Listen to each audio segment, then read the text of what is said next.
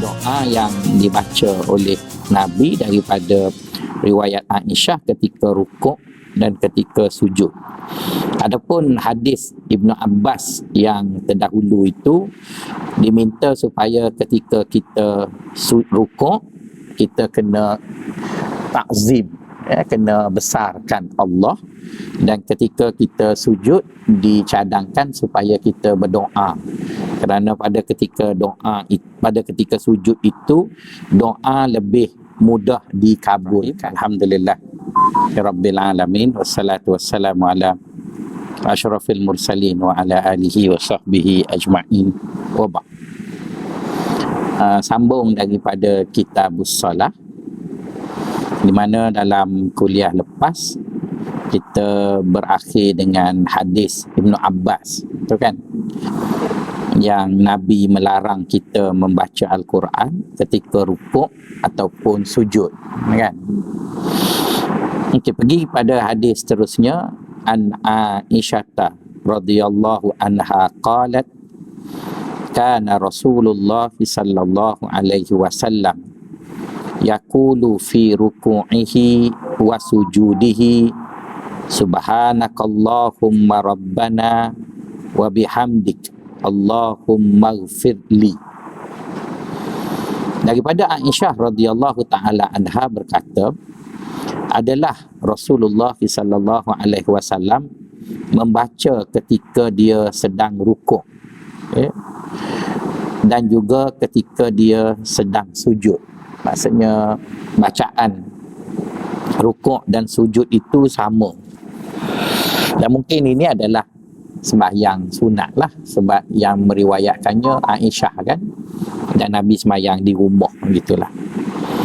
Subhanakallahumma rabbana wa bihamdik Allahumma ighfirli. Maha suci Engkau ya Allah Tuhan kami, dengan segala puji-pujian buatmu ya Allah, ampunilah aku. Itu doa yang dibaca oleh Nabi daripada riwayat Aisyah ketika rukuk dan ketika sujud.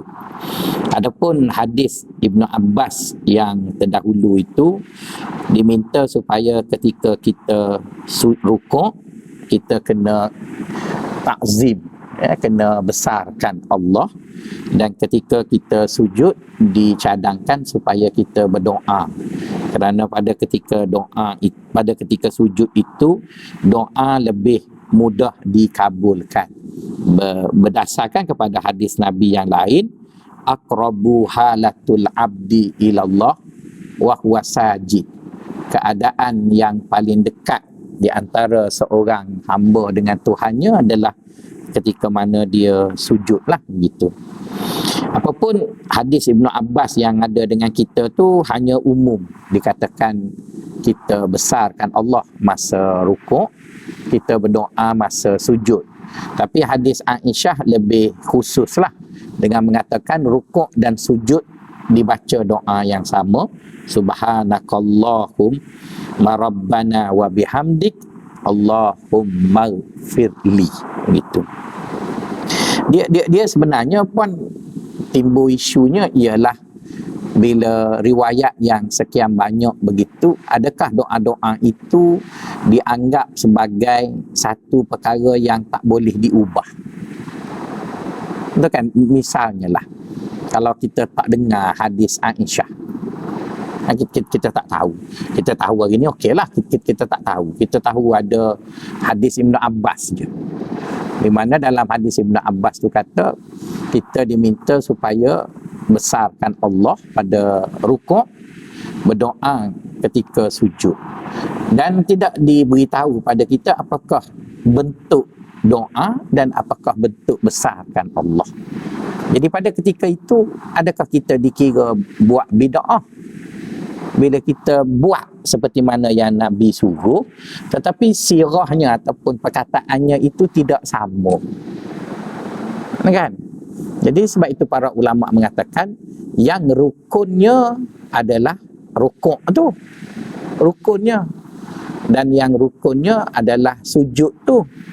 Dan ternyata di sana ada larangan untuk baca Quran pada ketika rukuk dan sujud.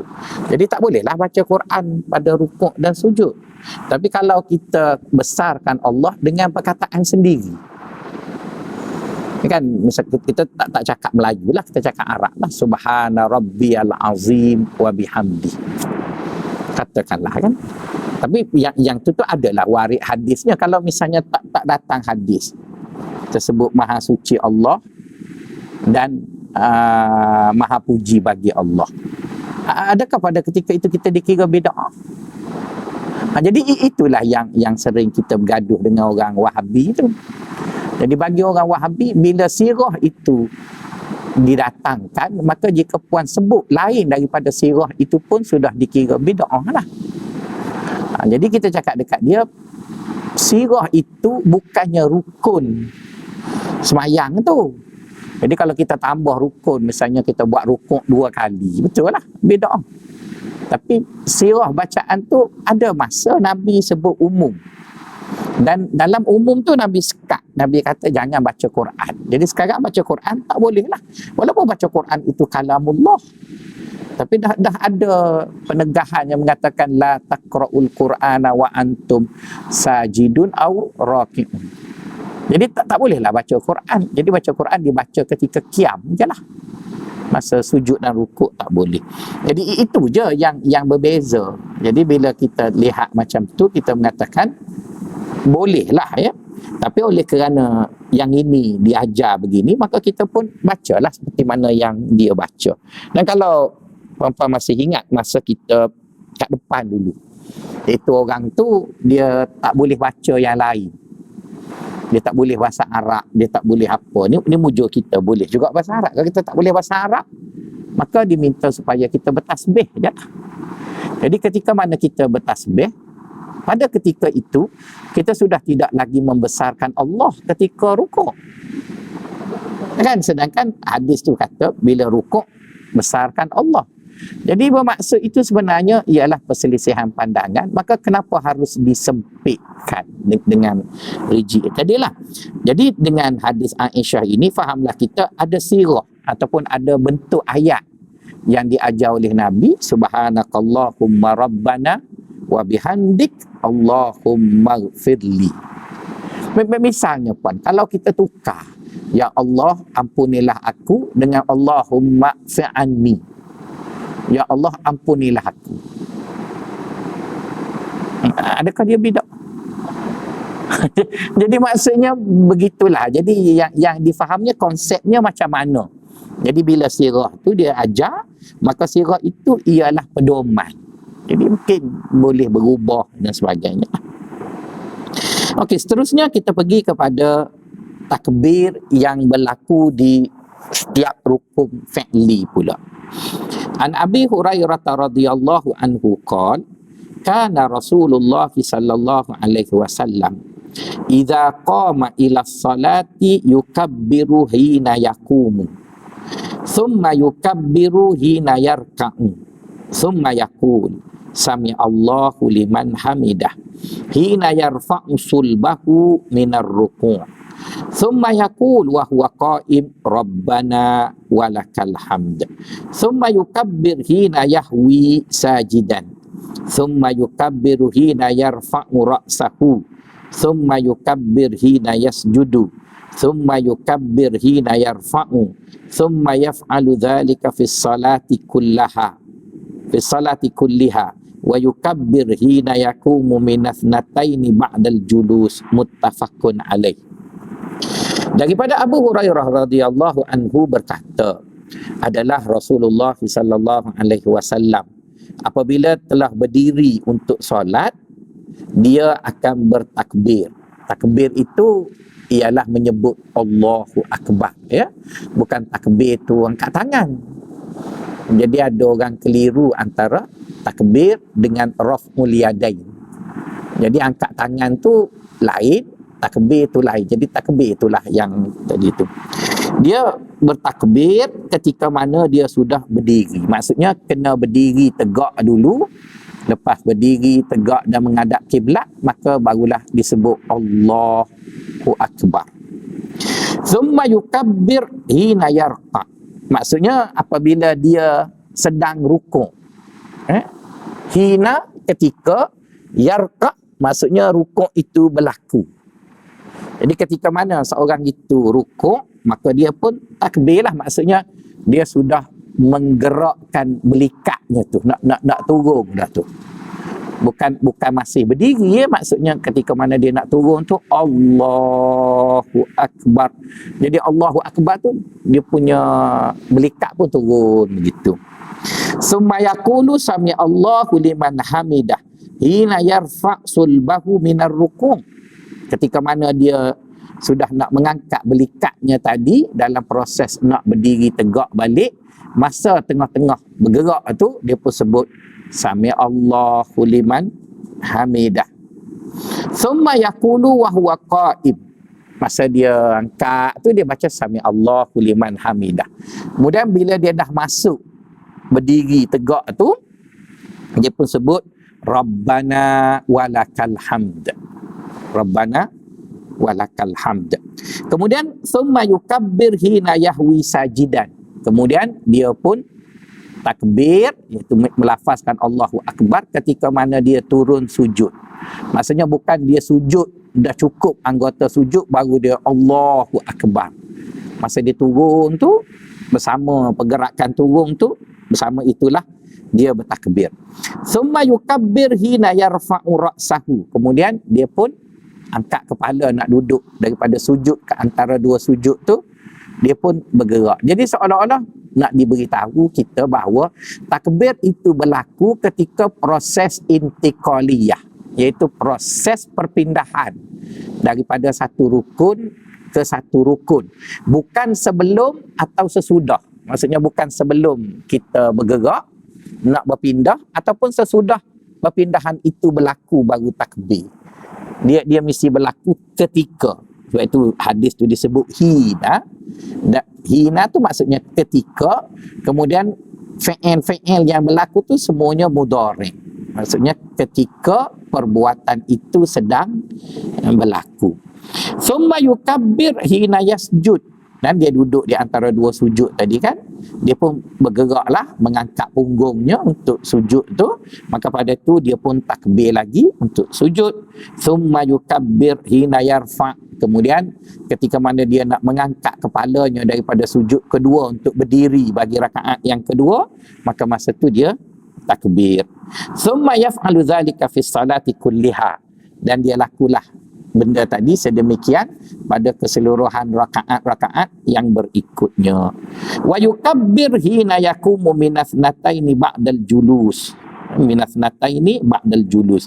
Dan dia juga bertakbir ketika mana dia bangun daripada rakaat kedua selepas mana dia duduk tahiyat pada rakaat kedua tadi. Maksudnya rakaat ketiga tu dia takbir bangun tu, kemudian bila dia bangun tu dia pun takbirlah tadi. Muttafaqun alaih. Jadi hadis ini menunjukkan kepada kita Allahu Akbar adalah perkataan yang merujuk kepada takbir. Jadi bila dia sebut takbir itu maksudnya Allahu Akbar gitu. Jadi bila orang tadi dia bangun ataupun kalau dia sembahyang kan, imam akan sebut sami Allahu liman hamidah kan, maka si makmumlah yang akan sebut Rabbana lakal hamd ataupun Rabbana walakal hamd. Disebut tadi bagi menjawab tadi, dan imam pun baca jugalah, cuma makmum akan baca kuat sikit supaya menjawab apa yang disebut oleh imam tadi. Jadi itu adalah dalil ataupun hadis yang menunjukkan kepada kita bahawa ianya harus dilakukan dan takbir itu dikira wajib. Ya, bukan rukun. Rukun tu keadaan tu. Melainkan takbiratul ihram lah, dia adalah rukun solat lah. Kan selepas pada kita qiyam tu kita sebut Allahu Akbar, yang pertama tu takbiratul ihram. Jadi yang tu rukun solat. Adapun takbir yang lain dipanggil takbir al-intiqaliyah, iaitu takbir yang menunjukkan bahawa kita sudah berpindah dari satu rukun fi'li ke rukun fi'li yang lain. Okey, di sana ada beberapa hadis yang menunjukkan bahawa apabila kita sembahyang berimam, kan? Jadi bila kita sembahyang berimam, imam itu mesti dipatuhi. Jadi kadang-kadang apabila berdepan di antara perintah patuhi imam dengan perintah ataupun apa yang ditunjukkan kat sini, kita mesti mendahului apa yang dilakukan oleh imam. Misalnya kadang-kadang imam tu melalut ke ingat apa benda tu tengah semayang, dia duduk antara berdiri selepas rokok tu, dia pun turun, tak kata apa, dia pun turun. Kan kita yang duduk kat atas ni nak turun ke tak turun, jadi kena tunggu dia lah, sebab dia tak sebut tu, jadi dia dah rukuk tu, dia baru teringat, jadi dia kata Allahu Akbar, jadi kita pun Allahu Akbar turun lah, sebab ikut dia tu lebih aula. Innama ju'ilal imamu liyutammi bihi, dijadikan imam itu untuk kita ikut dia. Tunggu dia sebut Allah Akbar. Kena tunggu dia sebut Allah dulu lah. Dia sebut Allah tu baru kita Allahu Akbar. Jadi kita sebut itu berasaskan ikut imam. Jadi imam tu kena sedar lah bila dia rokok, kan dia bangun dengan Allahu Akbar, kita pun Allahu Akbar, Allahu Akbar. Jadi kalau kita sembahyang seorang, kita yang kawal sembahyang kita tu. Tapi bila kita sembahyang kat imam, kita serah semua yang kita tu pada dia lah. Jadi bila serah pada dia tu, macam kita tengok trailer tu kan, dia akan connect lampu dia tu dengan lampu dekat kepala tu. Kan mungkin ada orang duduk kat belakang tu, nak dah corner kiri, orang Malaysia pula bawa lori kan, dia kedekut untuk bagi signal. Jadi kena signal tu ikut dia lah. Jadi selagi dia tak tekan signal tu, kita nak buat macam mana? Mungkin kita akan tekan, tapi oleh kerana kita dah ikut dia, maka kena ikut. Jadi takbir kita berasaskan takbir imam. Nabi sebut kabbiru ba'da takbirul imam, dia sebut iza kabbaral imamu fakabbiruhu. Bila imam tadi sudah bertakbir, maka bertakbirlah kita ikut imam tadi, gitu. Iaitu ianya berlaku pada takbir al-intiqali lah, takbir yang tadi yang berubah dari satu rukun fi'li ke rukun fi'li. Ya. Jadi sebab itulah bila baginda sallallahu alaihi wasallam dia ada menyebut sallu kama raaitumuni usalli. Kan, sembahyanglah kamu seperti mana kamu melihat aku sembahyang. Jadi hadis Abu Hurairah yang ada kat sini Nabi tak sebut pun. Kan hadis ini ialah Abu Hurairah tengok Nabi sembahyang.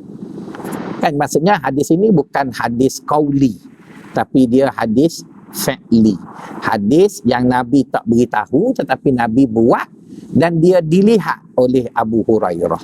Jadi bila Abu Hurairah lihat, orang lain pun lihat semua, maka hadis itu menunjukkan itulah yang dikehendaki bentuk solatnya tadilah, sebab dia dilihat oleh sahabat yang sembahyang pertama tadi. Boleh? Itu mengenai takbir-takbir yang terdapat selepas daripada takbiratul ihram, ialah takbir al-intiqaliyah. Betul kan? Okey, seterusnya an Abi Sa'id Al-Khudri radhiyallahu anhu qala kana Rasulullah sallallahu alaihi wasallam idza rafa'a ra'sahu minar ruku'i qala Allahumma rabbana lakal hamdu mil'as samawati wa mil'al ardi wa mil'as ma syi'ta min syai'in ba'du ahlas sana'i wal majdi ahakku ma qala al-abdu wa kulluna lakal abdu Allahumma la mani'a lima a'taita wa la mu'tiya lima mana'ta wa la yanfa'u zal jaddi minkal jaddu. Rawahu Muslim. Daripada Abu Sa'id Al-Khudri berkata, adalah Rasulullah sallallahu alaihi wasallam ketika mengangkat kepalanya dari rukuk. Kan? Nabi angkat kepalanya dari rukuk tu, maksudnya angkat kepala tu bukanlah dongak, iaitu Nabi bangun dari rukuk kepada berdiri sebelum sujud. Kan kita panggil dia iktidal. Kan berdiri tegak tu tapi bukan qiyam. Maka Nabi baca doa ini. Jadi mungkin Nabi baca tu kuatlah kot sehingga Abu Sa'id dengar benda tadi. Ataupun mungkin Abu Sa'id duduk dekat dengan Nabi, tidaklah dibaca sekuat Nabi baca Fatihah dan juga surah lah. Okey, kata dia, Allahumma rabbana lakal hamdu. Ya Allah, Tuhan kami, kepada Engkau lah segala pujian. Mil as-samawat, memenuhi langit-langit. Wa mil al-ardi, memenuhi bumi-bumi. Maksudnya, pujian yang layak bagi Allah itu merangkumi semua yang ada di langit dan di bumi. Wa mil ma syi'ta min syai'in ba'du, dan juga memenuhi apa yang kamu kehendaki selepas daripada ini, iaitu selepas langit dan bumi ini. Kalau ada lagi alam kehidupan, maka pujian aku seluas itulah ya Allah. Maksudnya itu menunjukkan bahawa selain daripada apa yang ada di langit dan di bumi, itu ada lagi makhluk Allah di luar itu. Jadi maksudnya langit dan bumi yang kita tengok ini, walaupun kita nampak luas, ada alam lain yang lebih luas, dan di situ adanya makhluk Allah. Cuma jangan tanya saya lah apa dia, saya pun tak tahu, betul kan? Tapi dengan apa yang dia sebut tu, maksudnya adalah macam mana tu kena tanya ustaz lain. Ahlas sana'i wal majdi, kamu adalah layak dipuji. Ahla tu maksudnya seorang yang layak. Kan kita panggil dia ahli. Ahli tu maksudnya layak dipuji, wal majdi, iaitu layak dihargai ataupun dikagumi, dihormati. Ahaqqu ma qala al-abdu, maka sebaik-baik, ni kata rawi kita ni lah, Abu Sa'id Al-Khudri kata, sebaiknya kita sebut wa kulluna laka abdun, dan kita pun mengaku semua kita ini adalah hamba-Mu ya Allah. Allahumma la mani'a lima a'taita, seolah-olah kita membuat perakuan di depan Allah, ya Allah, tidak ada sesiapa yang dapat menghalang apabila kamu ingin memberi. Itu yang maksud rezeki tak salah alamat, kan? Maksudnya bila Allah nak beri, siapa pun usaha nak halang tak mungkin akan dapat juga.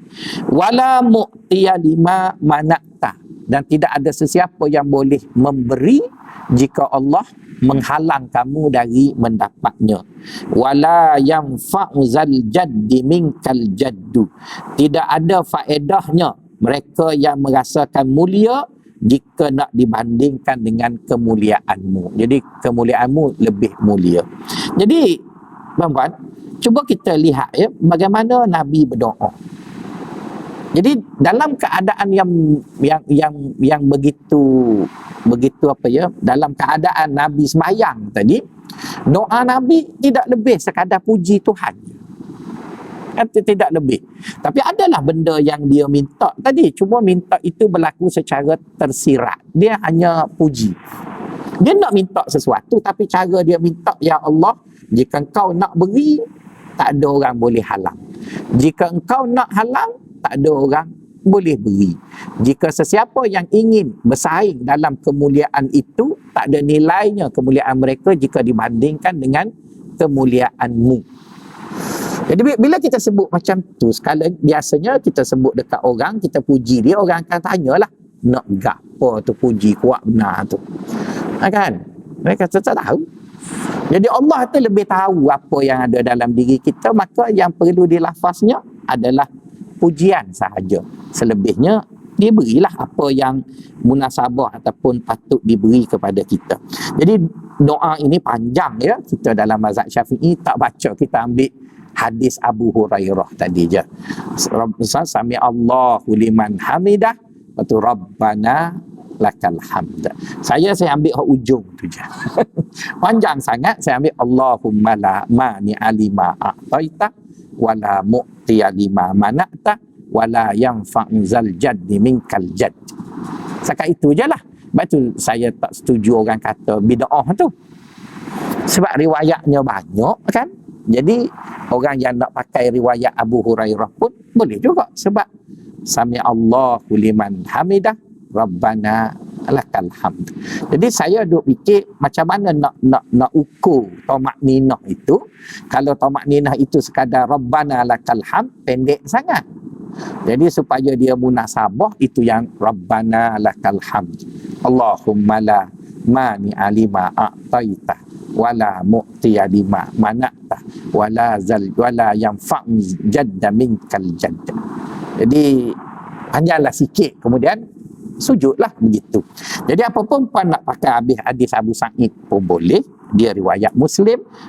Puan nak pakai yang selalu kita belajar dalam mazhab kita ni, berasaskan hadis Abu Hurairah, Rabbana lakal hamd, iaitu sami Allahu liman hamidah. Boleh. Itu mengenai doa. Selepas ini kita sudah mula masuk mengenai kaifiat pula, iaitu bentuk bagaimana kedudukan tertentu itu dilakukan. Okey, kita pergi ke seterusnya, ialah mengenai anggota sujud. Ya, seterusnya mengenai anggota sujud.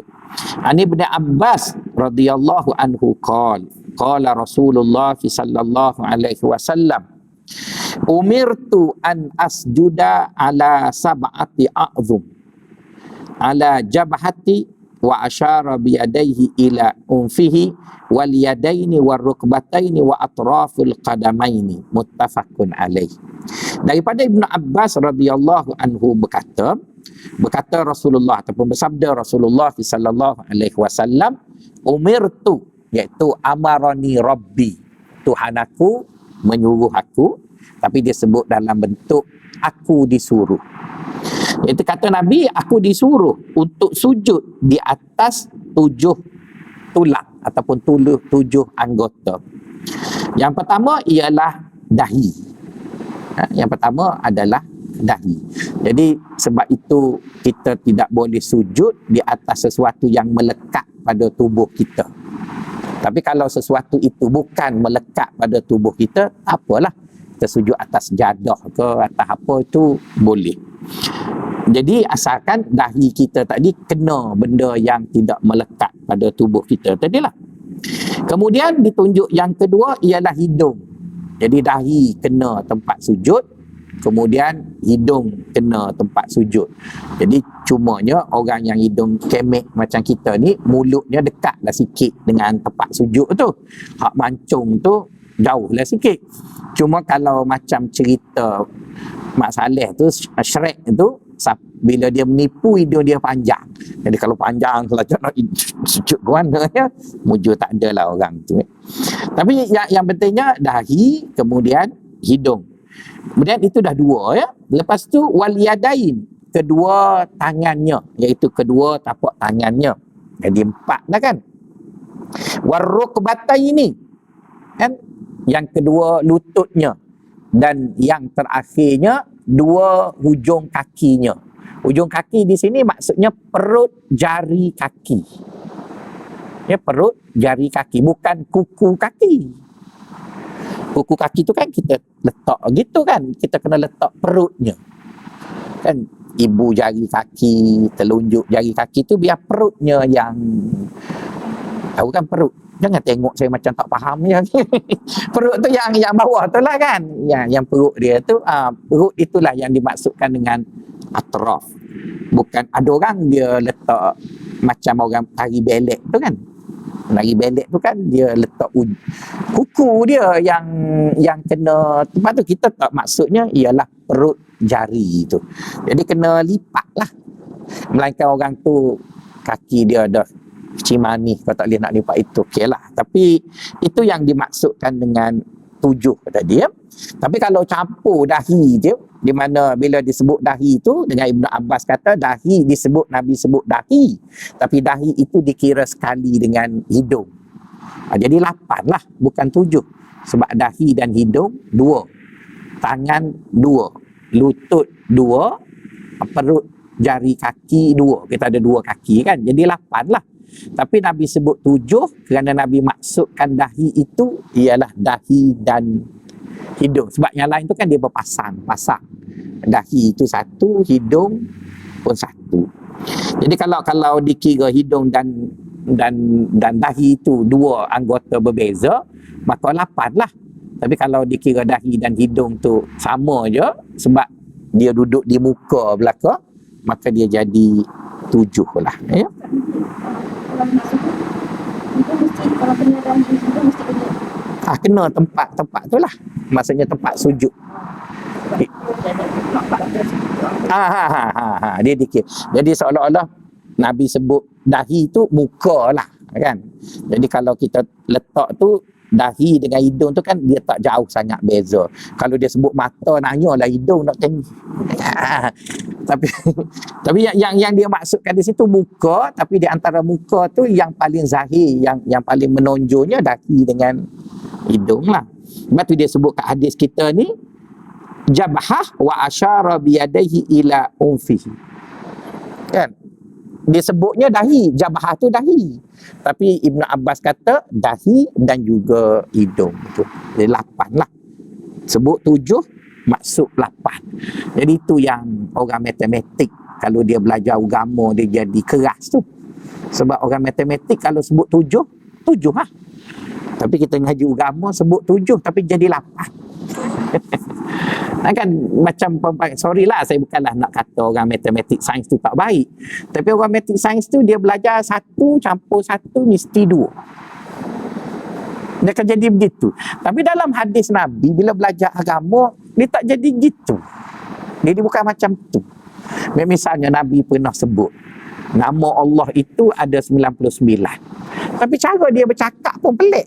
Hadis pertama, sesungguhnya Allah mempunyai 99. Dalam hadis yang lain, Allah itu ada 100 nama kurang 1. Apa? Jadi orang matematik dia kata apa cakap macam tu. Tapi nak macam mana, itulah riwayat yang ada. Kemudian dia pun sebutlah riwayat yang pertama tu ada 99. Tapi riwayat kedua ada 99 juga, tapi selisih 3 nama yang ada dalam riwayat kedua tak ada dalam riwayat pertama. Jadi dah 99 riwayat pertama campur 3 selisih dah jadi 102. Jadi orang matematik kata 99 kau 102.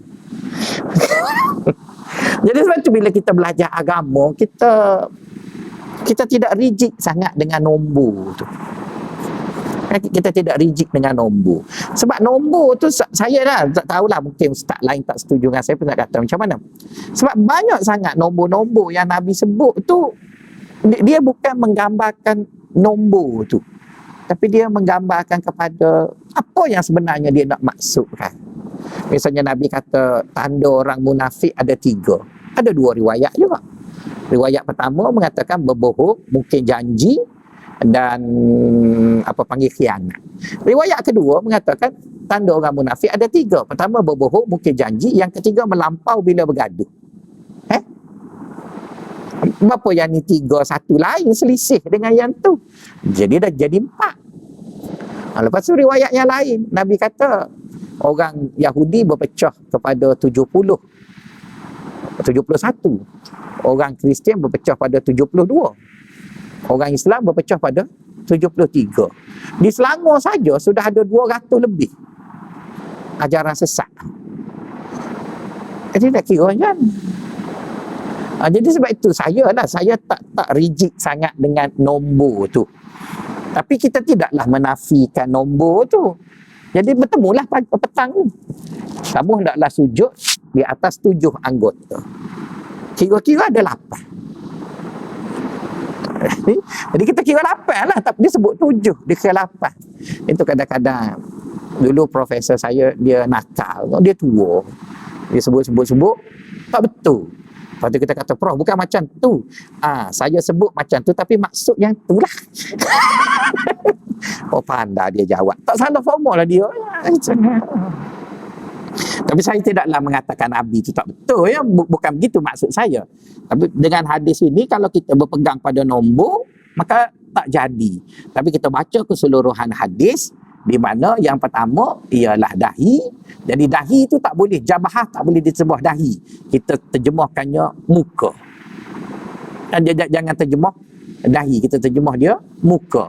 Jadi bila kita terjemah dia muka, maka barulah nampak apa yang Ibnu Abbas tunjuk hidung tu ialah hidung dan dahi dikira satu, iaitu muka. Jadilah 7 lah. Tadi kan? Contoh lagi dalam Quran sebut wamsahu biruusikum. Bila ambil air sembahyang, sapuhlah kepala kamu. Jadi kalau dilihat ayat itu secara literal kan, maka kena basuh habislah kepala. Kan walaupun sapu pun kena sapu semualah. Sebab dia sebut biruusikum. Tapi mazhab Syafi'i kata memadai sebahagian. Jadi itulah dia bahasa Arab puan. Jadi puan nak marah pun tak boleh nak marah juga, bahasa dia gitu. Macam saya marah ke bahasa Inggeris lah. Sebab orang Inggeris ni dia cakap pelik kan. Saya ada tak ada. Jadi awak ada ke awak tak ada.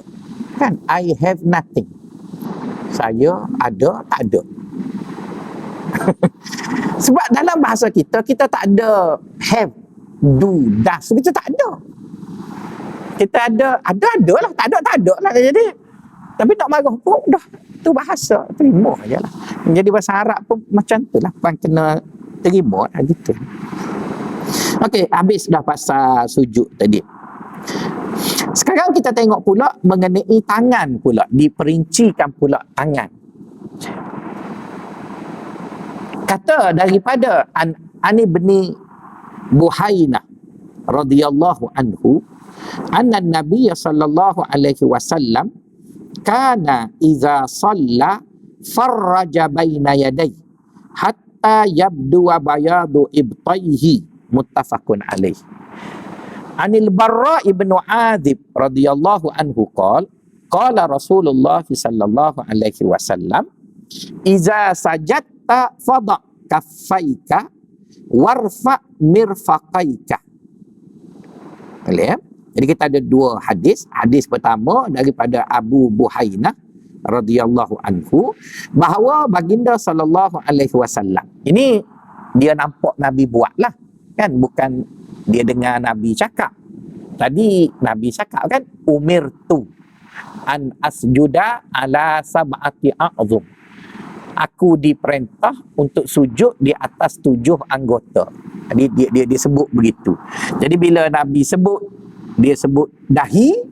Jadi dengan gelagat yang ditunjukkan oleh Ibnu Abbas, Nabi sebenarnya tidak maksudkan dahi sahaja, sebaliknya dia maksudkan muka. Dalam bahasa Arab dia panggil itlaqul ba'du wa iradatul kullu. Sebut sebahagian tapi maksudnya semua. Sebut sebahagian maksudnya semua. Jadi kenapa kita kata hidung tu masuk juga? Kerana Ibn Abbas tunjuk dekat hidung.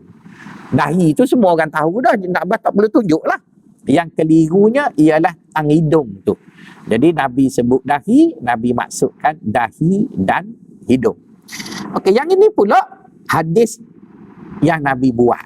Jadi hadis ini daripada Abu Buhainah radhiyallahu anhu, bahawa baginda sallallahu alaihi wasallam adalah bila dia solat, dia tengok Nabi tu sembahyang, farraja baina yadai.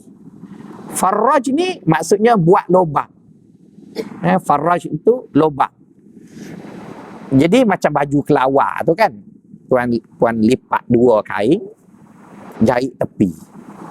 Jadi masuk sebelah tu kan lubang. Macam nak masuk kepala apa gunting kan. Jadi orang Arab panggil farraja sauba, buat lubang kat baju tu pun. Maksudlah zaman dulu baju dia macam tu je. Dia tak adalah payah sangat kan. Jadi perkataan farraja itu maksudnya lubangkan. Jadi kalau kita solat, kita kepit lengan kita ni dengan tubuh, dia tak ada lubang lah kat situ. Jadi kata Ibnu Buhainah, aku tengok Nabi bila dia sembahyang, dia lubangkan antara tubuh dengan bahu dia, lengan dia tu, dia kangkang lah. Kalau kita sebut dia kangkang, sehingga kalaulah dia tak pakai baju, nampak ketiak dia tu. Janganlah puan faham bila dia buka baju tu nampak ketiak, maksudnya Nabi tu pakai jubah macam mana ya? Sampai nampak ketiak. Tidaklah begitu. Maksudnya kira-kira kita buka tu, kalau orang tengok nampak ketiak kita. Bukan buka sikit. Gitulah. Luaskanlah begitu ya. Itu maksud dia. Farraja baina yadai, dia telah membuka di antara dua tangannya tadi, hatta yabdu bayadu ibtaihi, sehingga nampak putih ketiak Rasulullah sallallahu alaihi wasallam.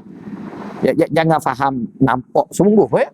Fahamnya maksudnya kadarnya dia buka tu, kalau kita nak tengok tu nampaklah ketiak dia tadi. Cuma oleh kerana Nabi tu putih, dia kata tiak Nabi putih lah. Tapi kalau dia kata Ahmad Faisal, tak jadi gitulah ya. Okay. Kemudian hadis yang kedua, Anil Barra' ibnu Azib, daripada Barra' bin Azib berkata, qala Rasulullah, ini perintah Nabi pula, iza sajadta fadha' kaffaika, bila kamu sujud, maka letak tapak perut tangan kamu tu biar lekat. Dok tu letak lah. Letak biar dia lekat di lantai. Jadi tak payah duk akak lah macam cakar ayam tu. Letak jelepek supaya kaki gajah, betul lah. Berdebuk. Biar dia lekat gitu lah. Jadi bukan duk gitu ke, begitu ke. Tak ada lah. Letak tadi. Sebab tu dia sebut dok kafai. Boleh ya? Warfa mirfaqai, dan angkatlah ni siku kamu tu. Siku tu angkat, bukan letak bawah kita kan. Bahu tadi angkat. Jadi bila kita sujud tu, kita letak gitu dan angkat gitu. Jadi tidak sujud macam anjing duduk, betul lah. Kan anjing duduk kan, dia duduk kan dia semua lekat, maksudnya dari kaki, lengan ni semua lekat ke tanah belakang. Kita sujud tak? Kita sujud yang diletaknya ialah tangan je lah, tapak tangan sahaja begitu. Jadi lengan kita angkat, dan bukan sekadar ada orang angkat juga, tapi angkat kepik. Ini angkat kangkang gitu. Kita angkat dan kita kangkang lah. Di mana luas kangkangnya, kira-kira kalau orang tengok nampaklah ketiak tadi. Itu mengenai kedudukan solat seperti mana yang disebut daripada dua hadis ni lah, Ibnu Buhainah dengan Barra' bin Azib. Okey, selepas pada itu baginda SAW beritahu pula bagaimana kedudukan jari pula. Tadi kedudukan sujud, kemudian daripada sujud kepada kedudukan tangan ketika sujud. Ini lebih detail lagi, iaitu kedudukan jari ketika rukuk dan juga sujud. An Wa'il ibnu Hujri radhiyallahu anhu anna Nabiy sallallahu alaihi wasallam kana idza raka'a farraja baina asabihi wa idza sajada dhamma asabi'ahu. Kata dia, ketika mana kita rukuk tu maksudnya ketika mana kita genggam kepala lutut tu. Kan, bila kita duduk tu kita genggam kepala lutut, maka kata dia masa genggam kepala lutut tu genggangkan jari. Cengkamlah, kita cengkam kepala lutut kita tu supaya dia pegang kepala lutut tu. Jadi tangannya kena buka gitulah apabila kita rukuk. Wa iza sajada, apabila kita sujud, dhamma. Dhamma tu rapatkan. Masa sujud rapatkan jari, cuma angkatkan bahu dan kangkangkan lengan atas tu, begitu. Tapi masa rukuk kena jarangkan dan genggam lutut kita tu lah. Dulu saya tak genggam sangat sebab belikat kuat. Yang tua ni tak genggam rebuh. Jadi kena genggam kuat-kuat. Jadi kita buka jari kita tadi kerana itulah yang ditunjukkan oleh baginda sallallahu alaihi wasallam. Agak-agak kan sahabat ni dia mengendak belakang ni. Tengok belakang.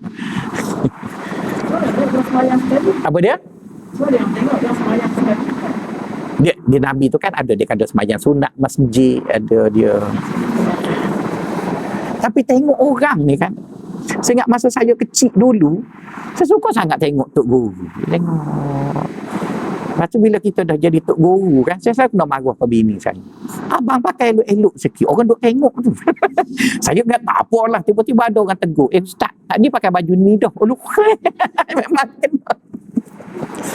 Jadi lebih kurang gitulah, bila ada ketua tu kan, kita pun tengok dia buat apa, dia cerita. Jadi Nabi pun macam itulah, pakaian dia apa semua diceritakan oleh sahabatnya. Dan sahabat yang bercerita tu tidak seorang kan, ada nama pun pelik-pelik, Wa'il ibnu Buhainah, Bara' bin Azib, Ibnu Abbasnya dan sebagainya lah. Jadi itu menunjukkan bahawa cerita dia semayang ni cerita popular lah, semua orang sebut mengenai dia begitu begini.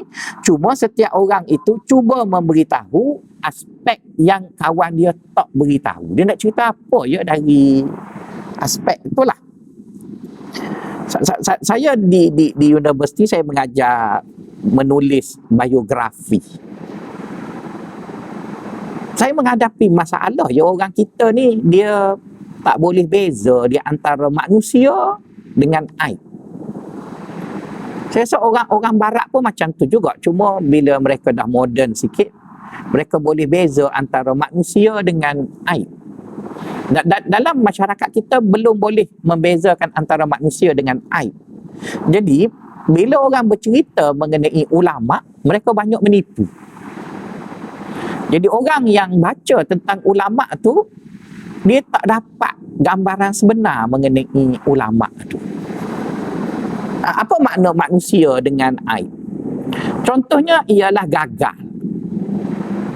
Gagal itu kan unsur manusiawi. Gagal. Dan saya tak nampak gagal itu aib. Kau puan rasa gagal tu aib? Saya tak mungkin kita duk bandar tu, kita tak rasa gagal itu aib. Tapi bagi orang-orang kita lah, orang bila kita cerita orang tu pernah gagal, dia kata jangan duk ngup. Dia takkan orang tu tak pernah gagal. Jadi sebab itu bila puan baca mengenai biografi ulama, puan rasa ulama itu macam Jibril je. Bila Nur Ba'yah dengan Uqasyah, dia cerita semanis kurma, puan rasa dia apa balah dengan bini tu air ke? So, tak nampak air, biasa je nak balah. Itu kan manusia.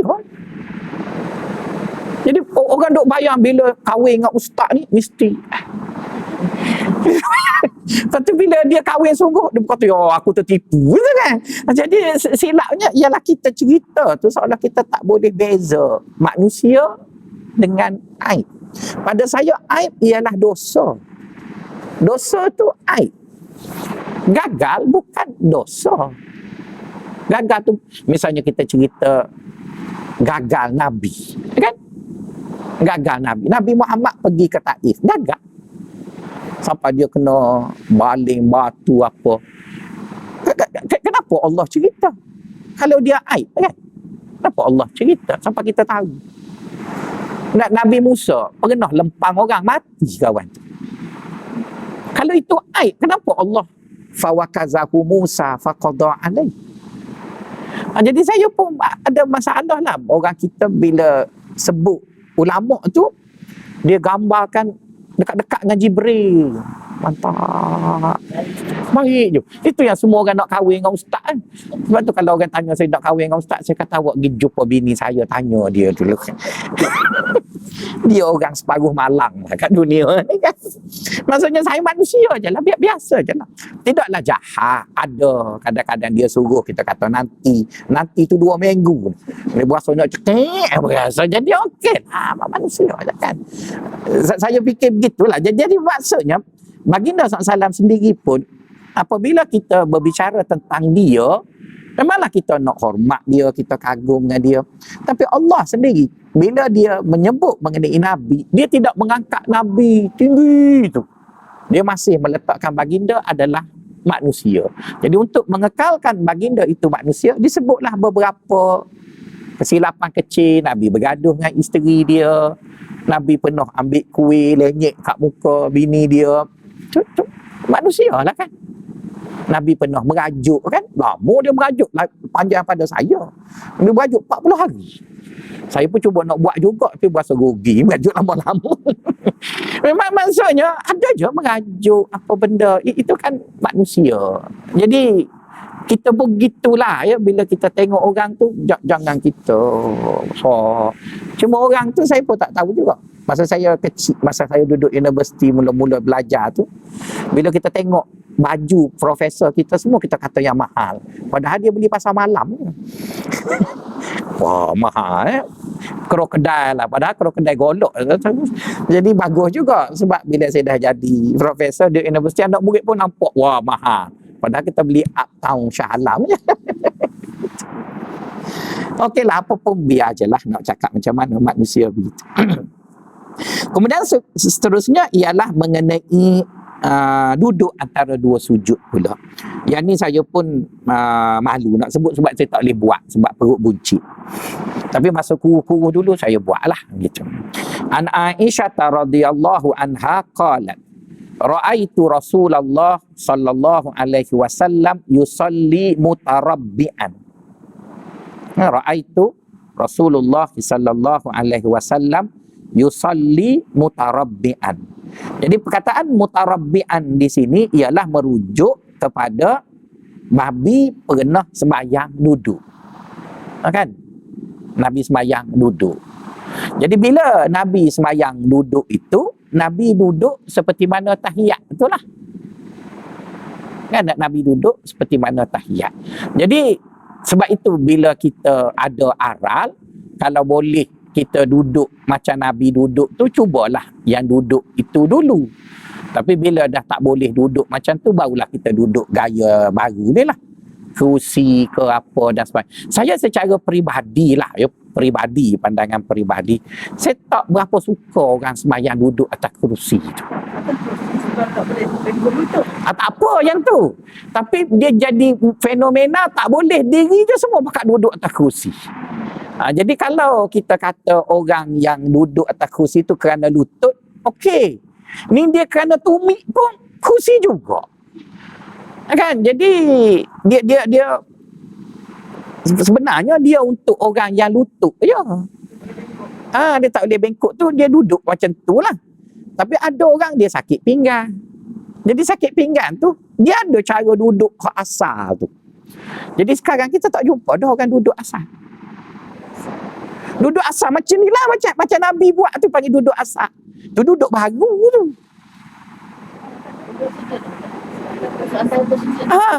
Bukan kerana zaman dulu tak ada kursi. Baru je diperkenalkan yang tu.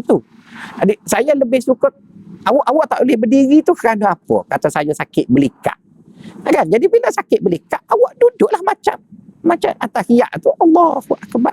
Duduk gitulah. Sebab Nabi sembahyang duduk macam tu. Antara duduk antara dua sujud, dia sembahyang macam tu, duduk. Apa dia? Dia tak boleh qiyam lah. Dia tak boleh qiyam tu, tapi dia tidak duduk atas kursi lah. Dia duduk antara dua. Melainkan kita tak boleh duduk macam tu. Barulah kita duduk macam sekarang ni. Jadi sekarang orang ambil mudah, mungkin dia boleh duduk macam tu, tapi dia duduk ke atas kursi. Jadi bila dia duduk atas kursi tu, sedangkan cara duduk tu ada diajar. Kalau cara duduk tu tidak diajar, okey lah. Dan awak boleh kan duduk macam tu. Sebab dia tu kan solat puan.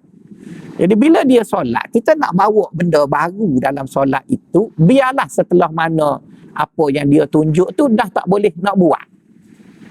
Kan dia tak boleh nak buat dah. Jadi bila tak boleh nak buat, okey lah. Macam tadi pun kata kena duduk atas kursi sebab lutut. Maksudnya dia tak boleh nak lipat lah. Jadi okey lah. Ini orang tu boleh lipat, boleh apa, cuma sakit belikat.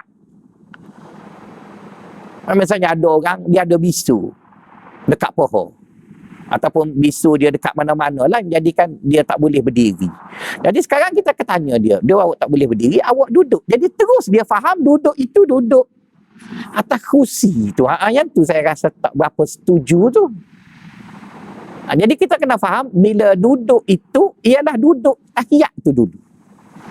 Bila tak boleh duduk yang tu, barulah duduk-duduk yang lain tu. Apa dia?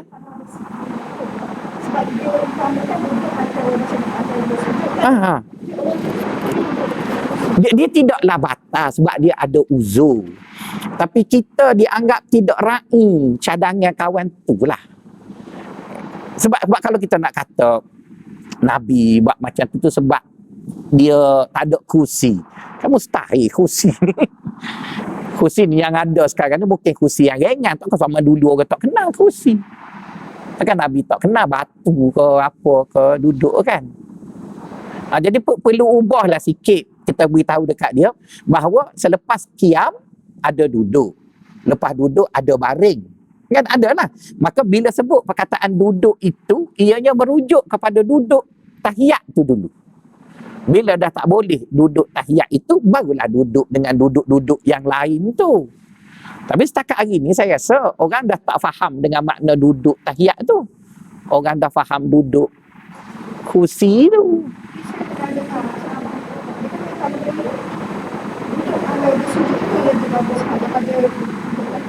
Ya memanglah sebab yang dua tahun sujud tu Nabi ajar. Jadi itulah lebih baik. Itu yang saya kata saya tak berapa setuju tu. Tapi kalau orang tu uzur nak duduk macam tu, okey lah. Jadi kita kena ajar dekat orang bahawa duduk yang aulanya duduk macam Nabi ajar tu lah. Bila tak boleh yang itu baru duduk seperti mana duduk sekarang lah. Lepas tak boleh duduk sekarang baru kita baring. Dan baring tu begitulah. Jadi sebenarnya adalah dia punya step tu terlebih dahulu. Jadi hadis Aisyah menunjukkan bahawa Nabi pernah solat duduk lah. Dan kita tahulah bila Nabi solat duduk tu maksudnya Nabi solat sunat lah. Sebab Nabi solat fardu kan di masjid. Lepas tu pula Aisyah yang meriwayatkan. Kalau Aisyah meriwayatkan maksudnya semayang di rumah dia lah. Takkan semayang di dalam masjid. Kalau semayang di masjid, Barra' bin Azib, Ibnu Abbas dan sebagainya lah yang menceritakan sebab Aisyah tak pergi. Jadi itu juga menunjukkan kepada kita bahawa sembahyang sunat itu kita boleh menggunakan sedikit rukhsah. Misalnya kita berdiri, lepas tu kita sembahyang berdiri lama, kita rasa lenguh. Kita duduklah. Tapi sembahyang fardu tak boleh lengah, tetap kena berdiri kerana lengah itu bukan uzur. Tapi sembahyang sunat bolehlah. Ya. Masih duduk macam Nabi lah sebenarnya, Ustaz. Dia dibolehkan. Sekarang ni ada dua benda. Satu, duduk yang baik Nabi, lepas tu baru kerusi. Tapi kalau kita sunat, kita nak duduk yang Nabi, kita duduk kursi pun boleh sebab dia sunat. Tapi kalau fardu, saya lebih suka lepas qiyam duduk macam Nabi tu dulu. Lepas Duduk macam biasa bersila contohnya, mungkin penat duduk macam Nabi tu. Dia duduk bersila boleh. Benda tu tidaklah batal sebab dari dia sembahyang sunat ni dia agak bebas lah sikit. Macam kita tengok kan menghadap kiblat adalah rukun solat. Tapi bila sembahyang sunat kita naik kenderaan, masa takbir je menghadap kiblat. Lepas pada tu lagi ganas daripada bersela tu. Tapi sembahyang sunat lah. Sebab dia kira sembahyang sunat ni daripada tak buat, baik buat. Jadi bila buat nak lengkapkannya. Berbeza dengan sembahyang fardu lah. Sembahyang fardu Nabi turun unta dan sebagainya. Jadi sebab itu bila Aisyah kata Nabi sembahyang duduk dan sebagainya, benda berlaku kerana Nabi solatnya banyak rakaat. Jadi mungkin ada dia berdiri, dia penat, dia tu. Cuma kalau ngantuk tak boleh lah. Mengantuk tak boleh sembahyang dah lah. Sebab mengantuk tu dia dah hilang kelayakan untuk beribadat yang dia panggil waras. Kan dia kita nak beribadat tu mukallaf itu kan akil baligh. Berakal tu. Jadi bila ngantuk dia tak berakal dah sebab dia hilang dah akal. Jadi sebab itu bila Aisyah bersaing sembahyang dia dengan madu dia Ummu Salamah, Aisyah ni mudah mengantuk. Buktinya bila Aisyah dituduh berzina dengan Safwan tu, maka Nabi pun tanyalah madu yang selalu bergaduh perang dingin lah dengan Aisyah ni Ummu Salamah. Dia tanya apa kamu komen pasal Aisyah. Jadi Ummu Salamah kata Aisyah ni suka semayang. Betul lah. Lepas tu cuma lah. Itu yang saya kata tak salah tu. Kita sebut lemah dia tu bukan kerana nak aibkan dia, tapi nak gambarkan dia pun manusia. Iaitu dia cepat tertidur. Dia mudah mengatur. Ada orang jenis duduk sekejap. Dia gigih, dia masuk kelas juga, tapi tidur separuh dengan separuh. Okey lah. Lebih baik daripada otak mari langsung tu. Begitulah. Dan hamba Aisyah pun kata sama juga. Aisyah ni kalau sambil-sambil dia beri makan ayam pun, dia sempat lagi terlelap. Jadi bila dia semayang macam tu, Nabi tegur dia. Nabi kata kalau dah ngantuk, tidurlah. Jadi bermaksud kalau kita ngantuk, kita tak boleh terus semayang. Sebab dia tak jadi semayang. Dia hilang dah waras tu. Tapi kalau lengoh, okey lagi, dia cuma lengoh lah. Lengoh kau kebas, jadi dia tukar je lah. Dia duduk. Wallahualam. Yang sunat dia kurang. Tak ada. Dia macam ni. Dia tak ada. Tak boleh kita kata awak semayang duduk, pahala kurang, saya berdiri banyak. Tak ada. Dia Tuhan ni dia tidaklah kedekut macam JPA. Jangan duk ingat dia. Kau cuba puan tengok kan, Nabi kata siapa yang datang ke masjid berniat nak sembahyang Jumaat. Dalam perjalanan jam ke apa benda, dia sampai-sampai masjid, Jumaat sudah. Dia tetap dapat pahala penuh. Jadi orang yang sembahyang duduk tu kan sembahyang, yang ni tak sembahyang pun, niat je mari, tak sembahyang. Tapi tulis full mark. Jadi janganlah kedekut sangat berkira dengan Tuhan. Tuhan tu dia buat. Pada saya, orang yang penat dan dia duduk semayang lebih baik daripada yang terkangkang tidur tu. Kan dia masih semayang. Lepas tu pula kita kalau dah ngaji tasawuf kan, kita tak fikir dah pahala banyak sikit. Kita tahiyat akhir kan? Terlelah. Ya. So, bilang balik tahiyat apa kan? Tak batal. Tak batal. Dia terlelap ni dia kira tidur. Terlelap itu belum dikira tidur, dipanggil sinatun. Lap. Saya ingat apa yang dia baca. Bilang balik. Ya. Bila tua-tua dekat saya pun ya, maya isyak lah biasanya. Kalau bulan puasa saya penuh geboh lah. Ikan gembor, banyak kali sangat bulan puasa. Biasanya hari-hari awal puasa kan kita penat apa tu, buat itu, buat ni. Bila sembahyang tarawih tu, nanti saya kalau sembahyang tarawih, saya sembahyang tempat yang saya tak pernah mengajar. Saya tak marilah masjid Al-Mu'minu ni, saya pergi masjid negara ke. Orang tak kenal saya. Sebab kalau geboh pun, orang kata, Allah, kau darat mana? Malu kau orang. Start geboh.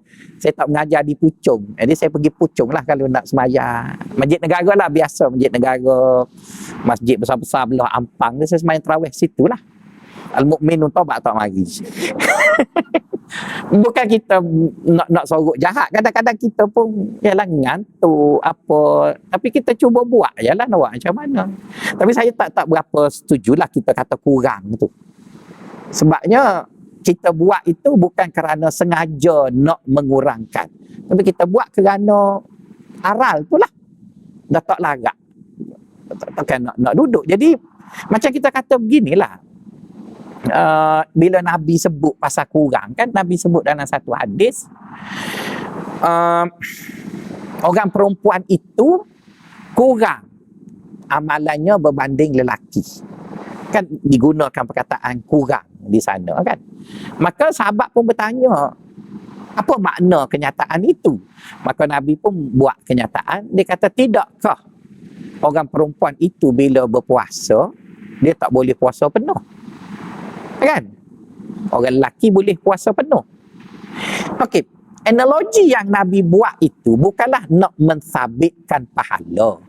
Cuma analogi yang dibuat itu nak mengatakan orang lelaki ni lebih berpeluang dari orang perempuan.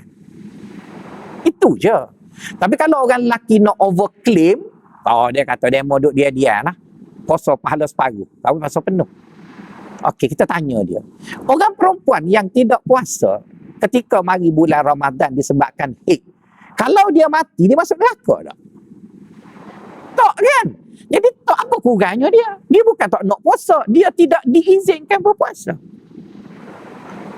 Jadi bila dia tidak diizin puasa, lepas tu kata dia kurang, tak ada gitu mikir macam tu. Sebab perempuan saya tak datang haid kan. Puan mesti rasa ruginya, betul kan? Jadi bila puan rasa rugi, bermaksud puan tak nak tak puasa tu. Dan lagi pun rugi puan sebab walaupun puan tak boleh puasa, puan kena puasa juga. Takkan duk makan orang lain ni je kalau orang perempuan macam kita ni, macam kita pula macam puan-puan ni. Tak makan walaupun tak boleh puasa pun. Nak minum air pun curi-curi. Padahal tak puasa dah. Lagi nanya, bulan depan kena ganti.